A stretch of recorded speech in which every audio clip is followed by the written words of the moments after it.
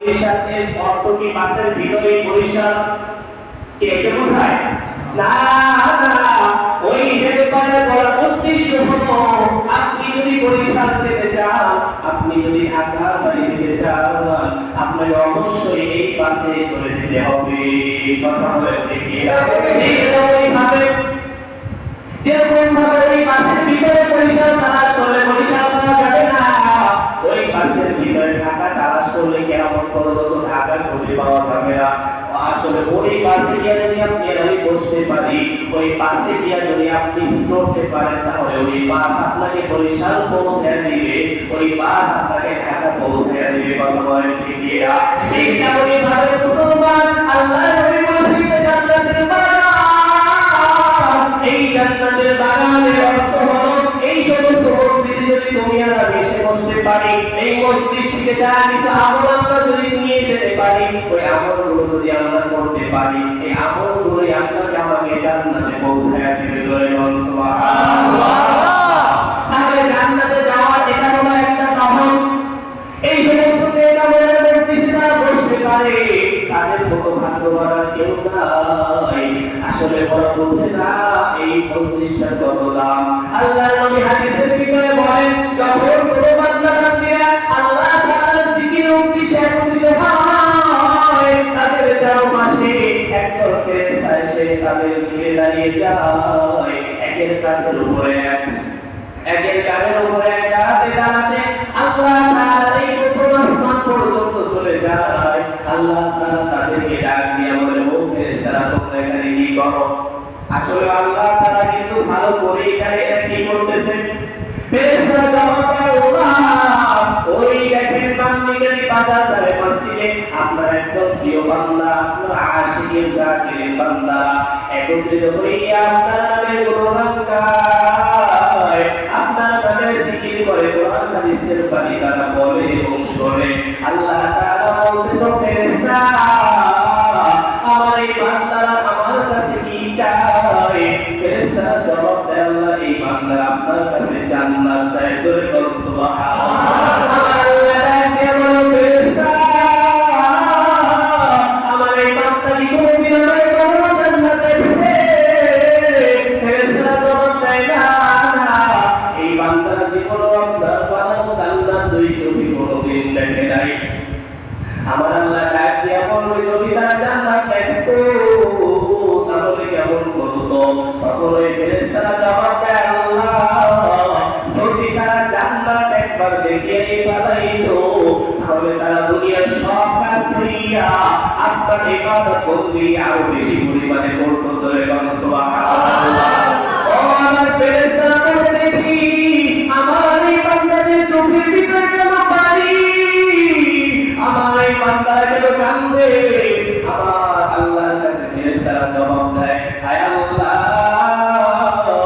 এদের কেউ মা মারা যায় নাই, বাবা মারা যায় নাই, সন্তানও মারা যায় নাই, এরা এই জন্য কান্দে না, এরা কান্দে আপনার জাহান্নাম থেকে বাঁচার ভয়। জোরে বল সুবহানাল্লাহ।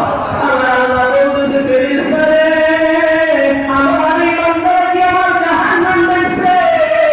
আমার আল্লাহ কি জবাব দেয়, ফেরেশতারা আল্লাহ আপনার এই বান্দা জীবনে দুই চোখে জাহান্নামকে দেখে নাই। আমার আল্লাহ ডাকতে বলে, ফেরেশতা যদি আমার বান্দারা জাহান্নাম না দেখিয়া এত কান্নাকাটি করতে পারে, এরা যদি আমার বানানো জাহান্নামকে দেখে পালাইতো তাহলে বলো কেমন করতো? ফেরেশতারা জবাব দেয়, আল্লাহ এই সমস্ত বান্দারা যদি জাহান্নামকে দেখে পালাইতো ওই বান্দাদের দুনিয়ার কোনো কাজ করা তাদের পক্ষে সম্ভব হইতো না। তারা নিজেদের ঘর সংসার ঠিকমতো করতে পারতো না, বিবাহ শাদী করতে পারতো না, সন্তানদের খোঁজখবর নিতে পারতো না।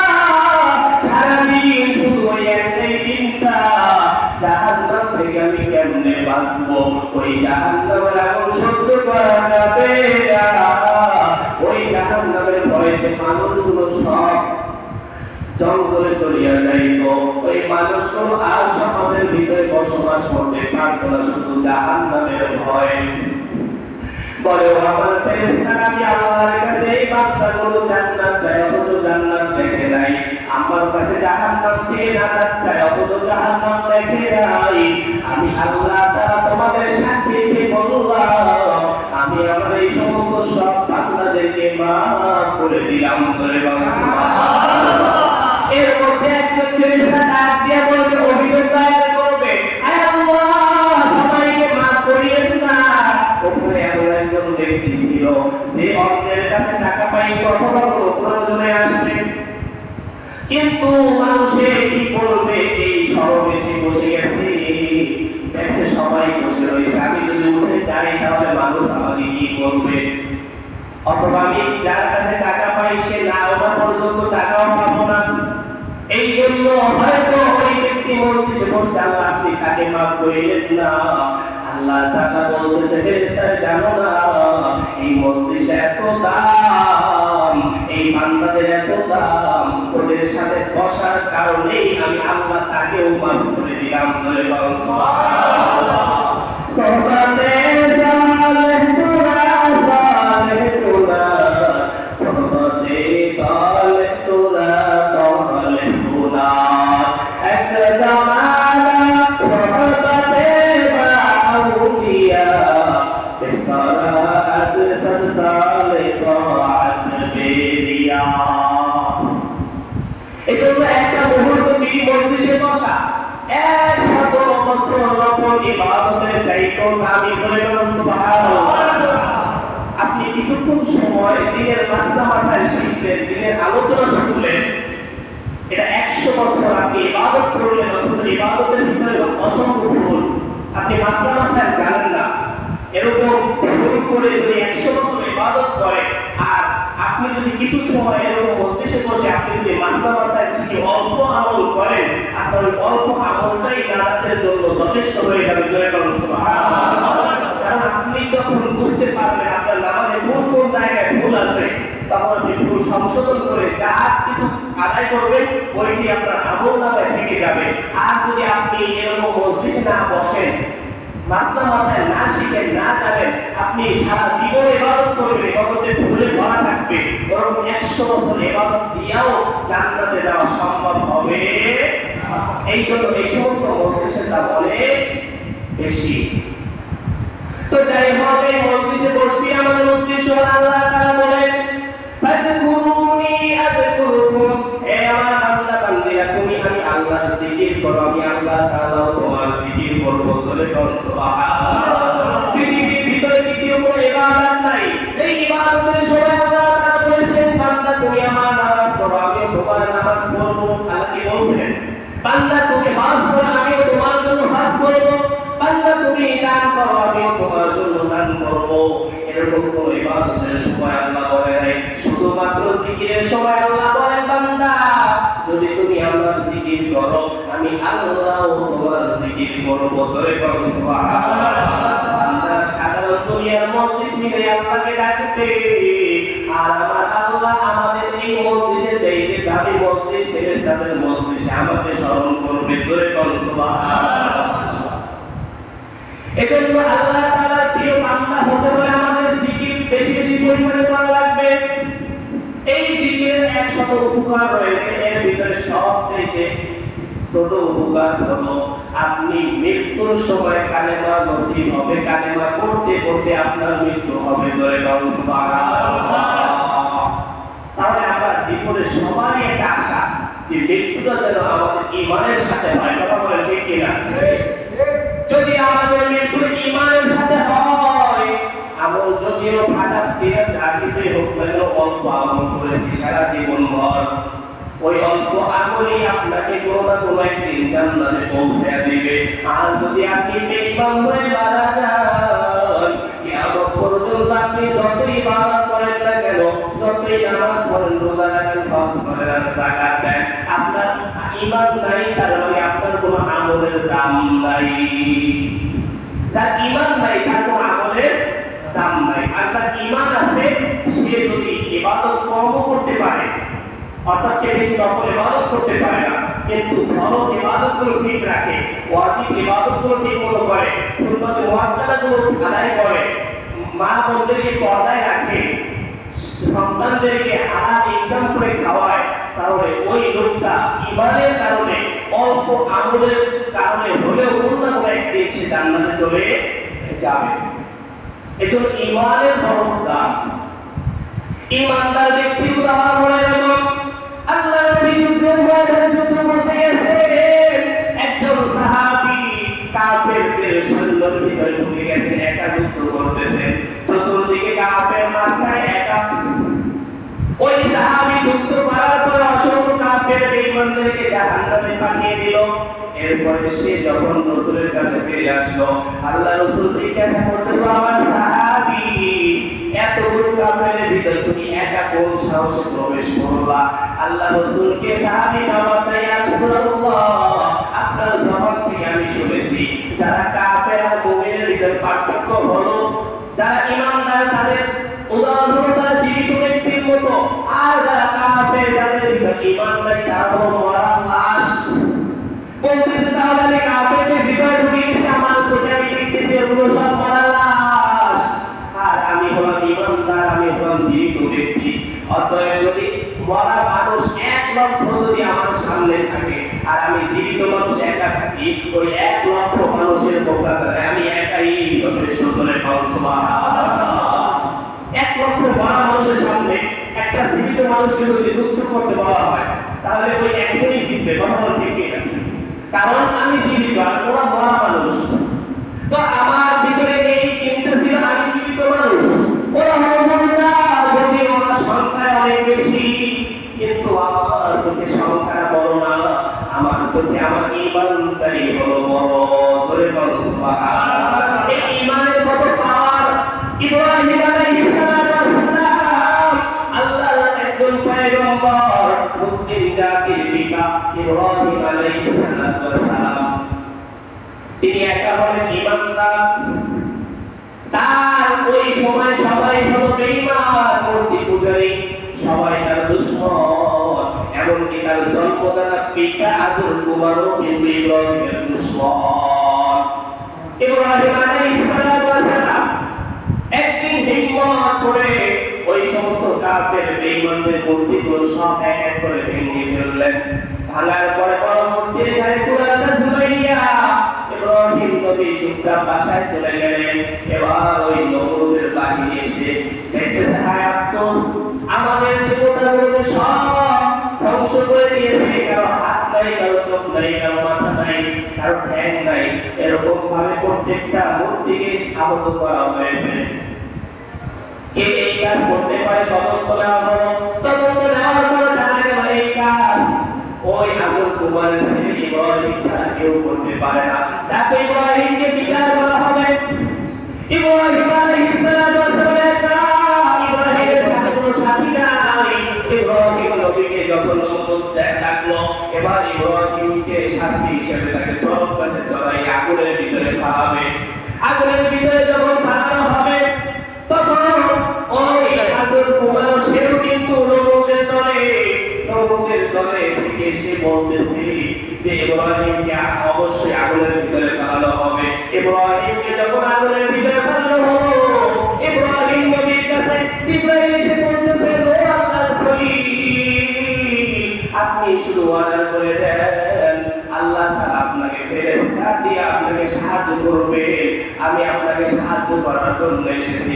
ইব্রাহিম নবী কেমন ঈমানদার বলতেছে, না না, আমি যে আল্লাহর জন্য আজকে আগুনের ভিতরে পড়তেছি, ওই আল্লাহই আমাকে হেফাজত করবে, আমি তোমাদের কারো কাছে কোনো সাহায্য চাই না। সুবহানাল্লাহ।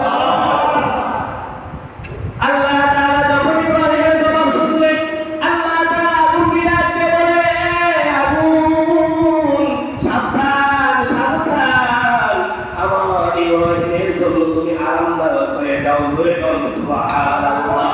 ইব্রাহিম নবী যদিও একা আর সারা দেশের মানুষ ইব্রাহিমের বিরুদ্ধে গেছে, কিন্তু তারপরও ইব্রাহিমের কোনো ক্ষতি করতে পারে না। জোরে বল সুবহানাল্লাহ। এটা হলো ঈমানের একটা পাওয়া, ঈমানের একটা পাওয়া। ঈমানদার ব্যক্তি যদি একটা এলাকার ভিতরে একজন থাকে, ওই একজনের ভয়তে বেঈমানেরা 100 জন কাঁপতে থাকে। কথা বলে ঠিক কিনা? অন্তর থেকে দুর্বল, তাদের অন্তরের ভিতরে তাদের সবসময় একটা ভয় থাকে যে আল্লাহ বিরোধিতা করতেছি, আমরা আলেমদের সাথে বিরোধিতা করতেছি, আমরা নামাজি ব্যক্তিদের সাথে বিরোধিতা করতেছি, কোন সময় না জানে আমাদের উপরে গজব নেমে আসে। এই ভয়টা সব সময় বর্তমান থাকে। আর ইমানদার ব্যক্তির ভিতরে কোনো ভয় নাই, ইমানদার ব্যক্তির ভিতরে কোনো পরাজয় করতে কোনো শব্দ তার ডিকশনারির ভিতরে নেই। কথা বলে ঠিক কিনা? তাহলে ইমানদার ব্যক্তি মরলে হবে শহীদ, বাঁচতে হবে কাজী। কথা বলে ঠিক কিনা?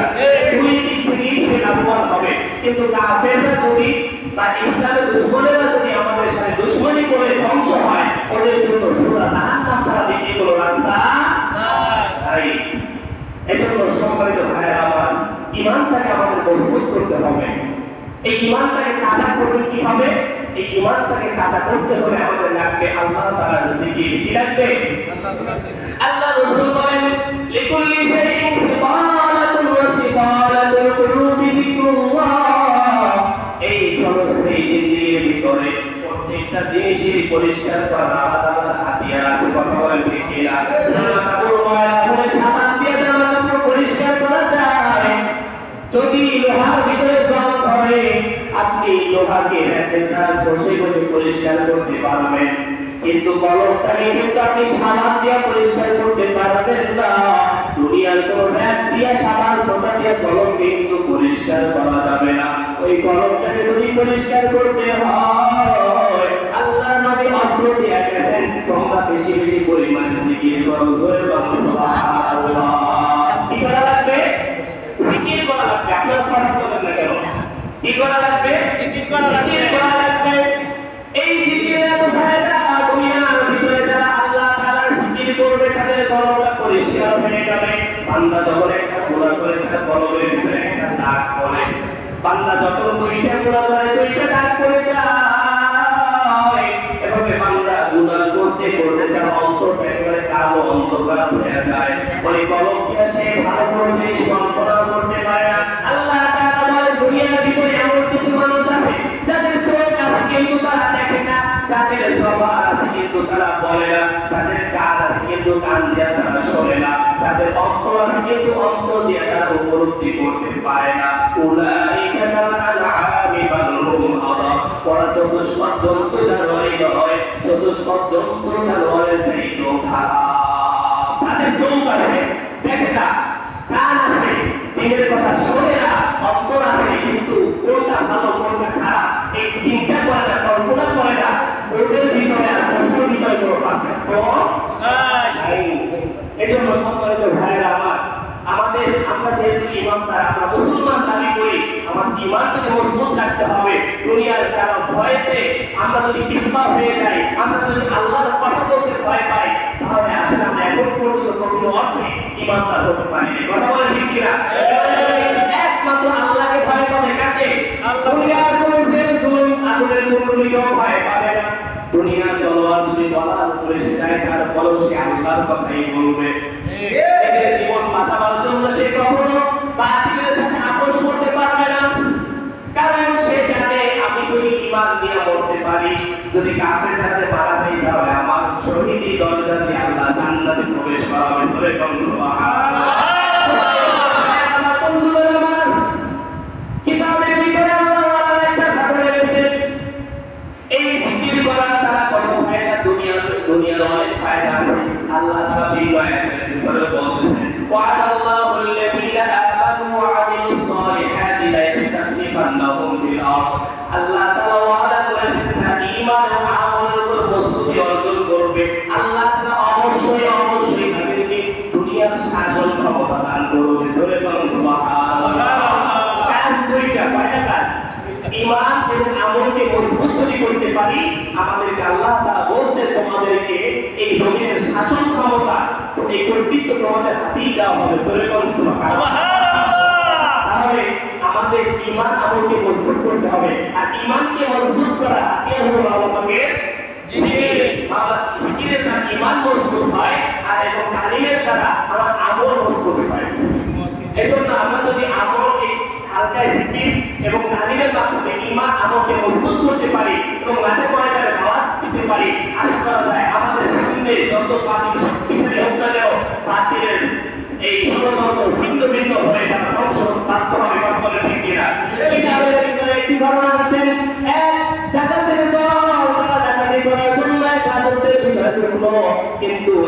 রাজ্যের ভিতরে ঢোকার পরে জানতে পারলো এই দেশের রাজা বড় বিচক্ষণ, এই দেশের প্রশাসন বড় এলাহ, এই দেশে ডাকাতি করে চুরি করে ধরা পড়লে রেহাই নাই।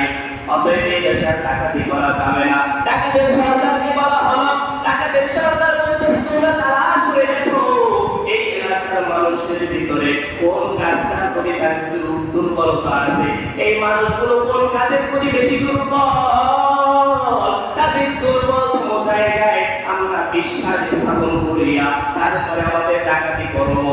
এত দূর থেকে এই দেশে আসলাম, এত টাকা পয়সা খরচ করলাম, একেবারে খালি হাতে তো ফেরত যাওয়া যায় না। ডাকাতের গোয়েন্দারা এবার খবর নেওয়া শুরু করছে। রাজ্যের ভিতরে তারা সবাই একটাই তথ্য দিয়েছে, তারা বলতেছে এই দেশের ভিতরে প্রত্যেকটা মসজিদে মসজিদে জিকিরের তালিম হয়, এই দেশের ভিতরে সকাল সন্ধ্যা আল্লাহর বান্দারা জিকির করে, এই জিকিরের প্রতি এলাকার মানুষের একটা আলাদা মহাব্বত আছে। জোরে বলুন সুবহানাল্লাহ। ঠিক আছে, তোমরা একটা বড় একটা মসজিদের পাশে তাঁবু টানাও এবং তোমরা সারাদিন শুধু জিকির করতে থাকো।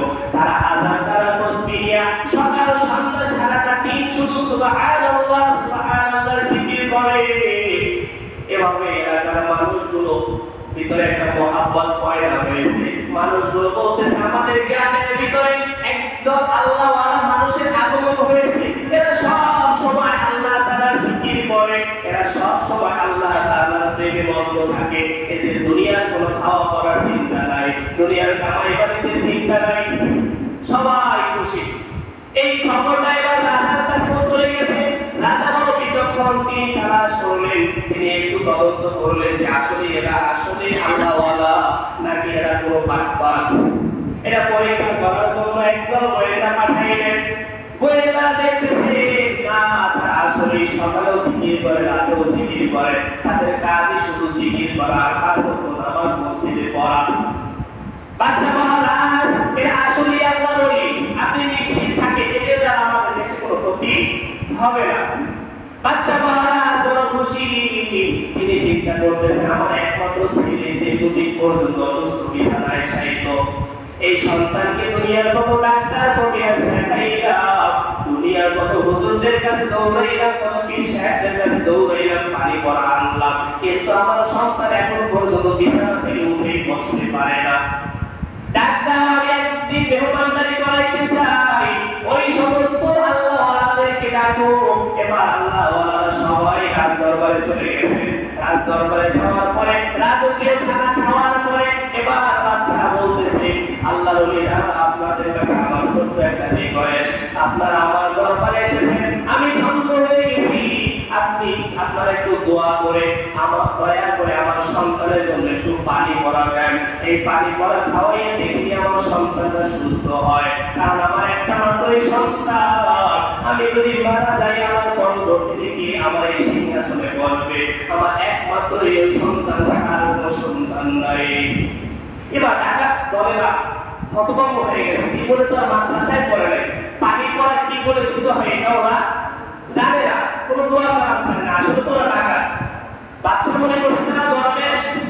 এবার ওই ডাকাত সরকার ডাক দিয়া বলতেছে হে আমার সদস্যরা, তোমরা ঘাবড়াইও না, তোমরা পেরেশানি হইও না, আমাদের আগেও বহুত হুজুররা পানি পড়াতেছে কাজ হয় নাই, আমাদের আগে বহুত ডাক্তার কবিরাজ দেখাইছে কোনো কাজ হয় নাই, অতএব আমরাও পানি পড়া দেব, যদি কাজ নাও হয় আমাদের কোনো ক্ষতি হবে না, তোমরা যে সাথে সুবহানাল্লাহ সুবহানাল্লাহ জিকির করো, ওই সুবহানাল্লাহ বলিয়া সবাই পানির ভিতরে ফু দাও। জোরে বলো সুবহানাল্লাহ। সবাই সুবহানাল্লাহ বলে পানির ভিতরে ফু দিল। ফু দেওয়ার পর ওই পানিতে যখন বাদশার সন্তানকে খাওয়াইল, সাথে সাথে ওই সন্তান আল্লাহু আকবার বলে বিছানায় বসে পড়ল। জোরে বলো সুবহানাল্লাহ।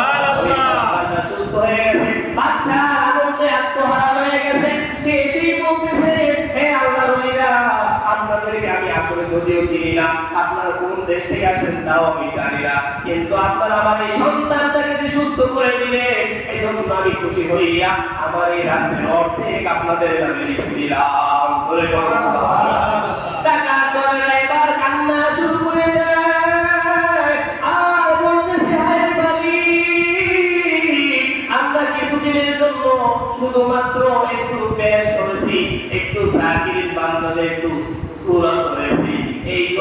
যদি যদিও তোমাকে খুশি করার জন্য জিকির করি নাই, আমরা একটু ডাকাতি করে কিছু মালামাল পাওয়ার জন্য জিকির করেছি, কিন্তু অনিচ্ছায় আমরা জিকির করার পরে একটা রাজ্যের অর্ধেক যদি পাওয়া যায়, তাহলে যদি আমরা আপনার জন্যই যদি জিকির করতাম, আপনাকে যদি পাওয়ার জন্য জিকির করতাম, তাহলে না জানি আমাদের জন্য জান্নাত আমাদেরকে দিয়ে দিত। জোরে বলো সুবহানাল্লাহ। এবার ডাকাতেরা বলতেছে, বাদশা মহারাজ আমাদেরকে মাফ করে দেন, আমাদেরকে ক্ষমা করে দেন, আসলে আমরা কোনো আল্লাহ বলি না, আমরা হলাম একটা ডাকাত, ডাকাতি করার জন্য আপনার রাজ্যের ভিতরে আসছিলাম, কিন্তু আপনার রাজ্যের ভিতরে ডাকাতি করার কোনো সুযোগ পাইতেছিলাম না, দেখলাম আপনাদের এলাকার সবাই খালি জিকির করে, আমরা একটু জিকিরের সাথে তাল মিলাইয়া ডাকাতি করতে চাইছিলাম, কিন্তু আল্লাহ তাআলা অনিচ্ছা সত্ত্বেও আমাদেরকে আজকে রাত্রে অর্ধেক আমাদের নসিবে দিয়ে দিয়েছে।